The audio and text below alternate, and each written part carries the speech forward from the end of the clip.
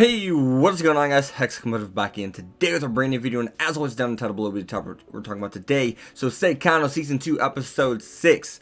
So, with this episode, there's a couple things that we really need to pick up on, and the first thing I want to let you guys know is Lori is not a good person. Like, he did that because he wanted to face Tomoya, and he felt as if he was going to beat Tomoya. That's was his whole ambition behind it. That was his motive, right? That was his motive to. That's why he even took Tomoya out to see Uri in the first place. He was, it's an egotistical thing. He's like, I'm gonna help him out so they can get to, was it Kamita Comic Con or the Comic Con? What's called the Comic Con, the Winter Comic Con, so I can beat them and I can, basically, he's being self-righteous per se, I guess is a way to put it. So another thing is we found out that the taxi driver is actually his sister. It seems as if that's 100% his sister, and she seems like more darkened or self-righteous than him. I mean, so I'm really interested to see like what kind of role his sister's going to play. I'm fascinated by her character, like right off the rip, because like we have Lori. He seems like there's some kind of a heart there, but I mean, even though Tomoya says in this episode that he's a heartless person, and he even says, basically he says that Tomoya used to be a little bit more like Lori in the sense of it's all about the work. It's all about the work getting done. If someone gets sick, something like that, yeah, that sucks. But hey, it's an ends to a means, right? So, or it's a means to an end. Excuse me. So that's what Tomoya's personality used to be like, I guess. But this is his first work, so maybe that's just he's referring to just his mindset in general. Like that's how he always thought. So I'd love a little bit more context on that. But another thing with all this is we found out that the demo got out, but not the game. So it was a way more sophisticated episode in terms of dialogue, and I guess complex is really the right word for that. And it's a little bit more complex. And I was kind of like, wait a minute, did they get the game done? What the hell's going on? And as soon as they said demo, it's like, okay, thank God. Now I actually have that closure of knowing what the hell I'm going to talk about in this video. So we found out that they actually got the demo out, but they did not get the game out, and that that's kind of a good thing actually, because with the demo being out, it's more or less like an advertisement. So it's kind of like an advertisement for the game. It gets people hyped up for that, and their Comic-Con didn't even last for more than 30 minutes. They sold out that fast, so the hype is there, and obviously if you really look at it on paper, they won.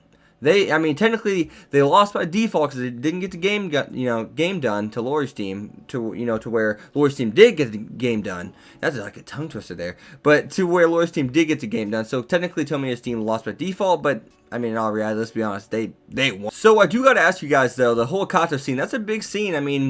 She's not even gonna go out to eat with the team. She doesn't want anything to do with them at the moment, or technically Tomoya. So basically she says, I'm going home. I don't care if you guys are celebrating or not, I'm going home. And basically she treated, Kato, Tomoya treated Kato kind of as an outsider, right? So to speak, because she said, hey, if you need me, let me know. If you need me, let me know. I'm here for you. And it's kind of like, I guess, whenever I really look at it, because I'm going to ask the question before I get into it, do you think Kato's overreacting or not? But whenever I personally look at it, I'm just kind of like, well, she wore her heart on the sleeve and said, I'll be here for you if you need me. And it's kind of like, and he did need her. Like, he was definitely, at a part to where he could have used Kato's help. And it's kind of like you reach out a hand and someone slaps it away. If you keep reaching out and they keep slapping it away, just keep slapping it away, eventually you're just going to be like, okay.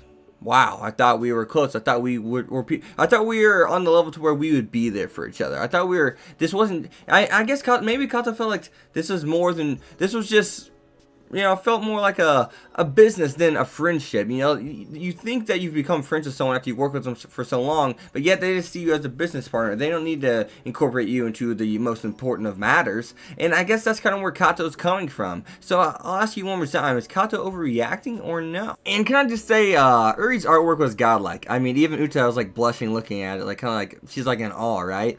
And I love the characterization, Uri actually got in this, because we do the flashback and we see that she's like, I'll never apologize until I'm your number one. Then we clearly see that, Tomoya says, you are my number one. Like, this is the best art I've ever seen.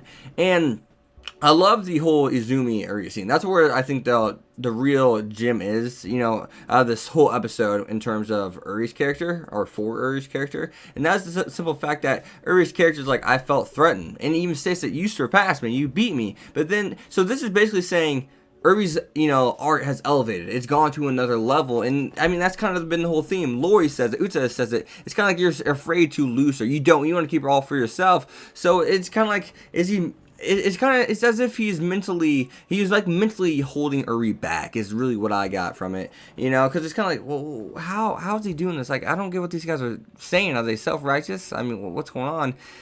And it's as if, he wouldn't say the things that, Uri wanted to hear.